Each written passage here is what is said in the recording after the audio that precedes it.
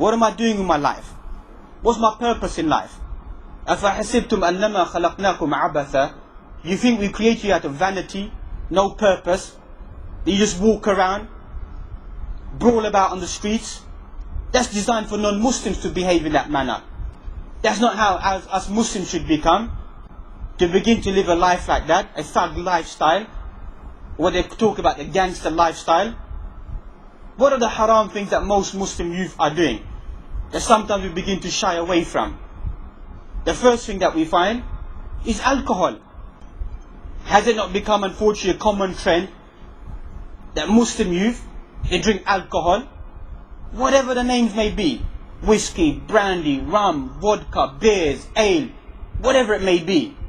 Common practice that Muslims get drunk, get legless, can't find their way home, abuse other Muslims while they're making their way home.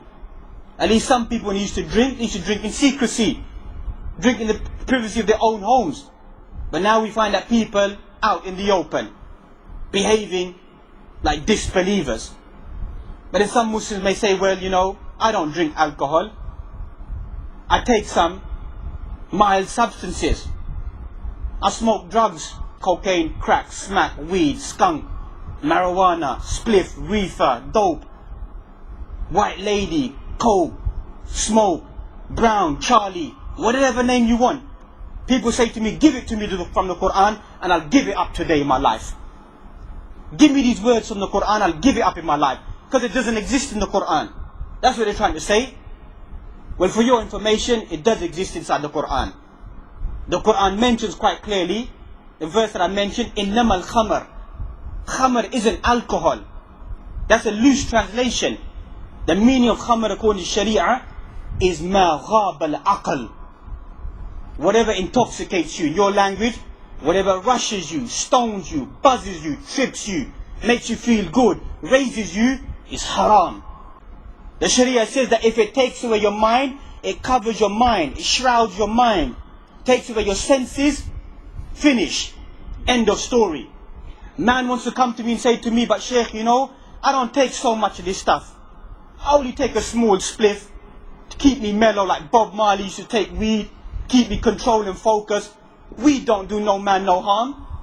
But it creates schizophrenia. That's what it does, split personality. So people who take drugs, they like to come and say, well, I only take small amounts to keep me mellow, keep me focused. I don't get stoned, so it must be halal for me. Hadith inside Sahih Muslim, ما أسكر كثيره فقليله حرام.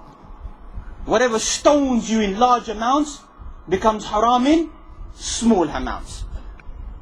The Sharia says whatever in large amount intoxicates you is forbidden in small amounts. Finish. Because the Sharia has maqasid, has purposes, 5 general purposes. To protect your mind, your body, your soul, your faith, your wealth, your honor, your dignity. Whenever Allah subhanahu wa ta'ala makes something halal, look at it. It benefits your life, benefits your wealth, benefits your honor, benefits your dignity, benefits your religion, benefits your mind.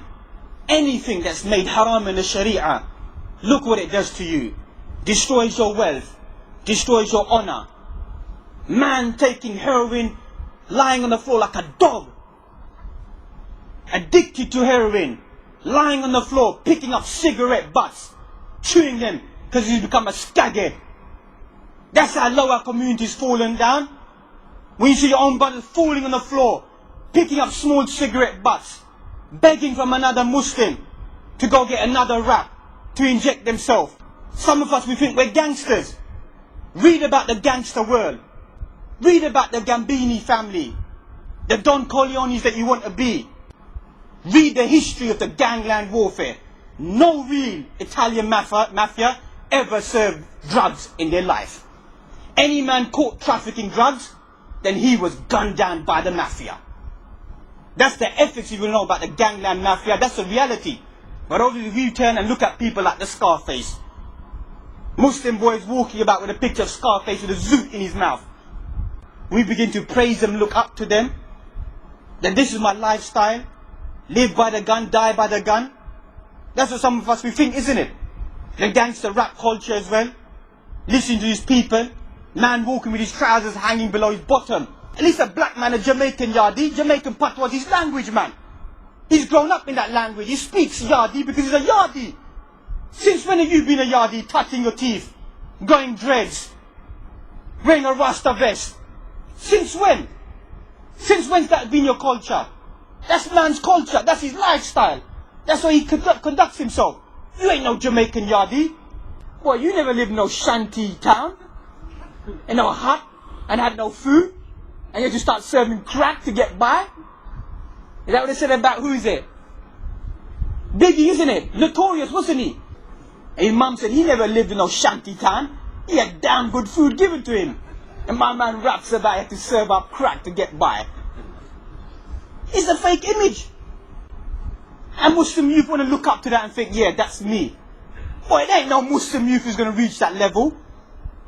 You ain't no bad boy if that's what you think. Because there's always going to be a badder boy than you out there. But I tell you one thing. If I knew somebody in my family got offered drugs because of you, and I know who you are, I'll make sure I get up every single night and I'll curse you till the day I die. And that's what a lot of mothers are doing upon you every single night. Remember those words. Every day you've been trafficking drugs inside this community, there's a poor mother out there who gets up every single night and says, may that person die a dog's death, who got my son, my daughter addicted to his crack, this junk. That's how low you've become. Racketeering these substances, getting your own Muslim youth addicted to it. How many of us get involved in haram actions because of our friends? That's what you find in the hadith. Be careful about who your friends are. Al-mar'u ala dini khalilihi. A man is on the religion of his friend. So let each one of you look at who your friends are. How can those individuals be your friends? How can a man be your friend and say to you, and you take these haram substances? Is that really a friend?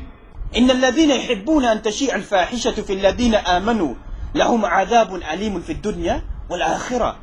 Those people who want to spread illicit, immorality, bad behavior amongst those people who believe, for them will be an evil chastisement inside this world and likewise inside the Akhirah as well. So why do you want to be that type of person? I have a bad habit, I keep it to myself. I pray to Allah to come out of it. Why am I going around in society encouraging people to get involved in bad actions? And likewise the other fahisha that we find is some young boys, obviously have to be explicit, always in the masjid I have to control myself slightly, that, I love girls. Isn't it? That's what man says. Oh, there's nothing haram about that. The Quran says, do not even come ولا تقربوا الزنا إنه كان فاحشة وساء سبيلا. Don't ever come near zina. Indeed, it is something that severes the path and an evil action. So these are a few words I wanted to share for myself and the rest of you beloved brothers. None of you brothers should take whatever words I said personally or think that I've classified you as a disbeliever, whatever you may think inside your heart or in your mind. These are only words to inspire myself and the rest of you brothers to become more and closer to the teachings of the Quran and the Sunnah. وَقُولُوا قَوْلِي هَذَا وَاسْتَغْفِرُ اللَّهِ لِي وَلَكُمْ وَلِجَمِيعِ الْمُسْلِمِينَ فَاسْتَغْفِرُوا إِنَّهُ هُوَ الْغَفُورُ الرَّحِيمُ. بارك الله فيكم.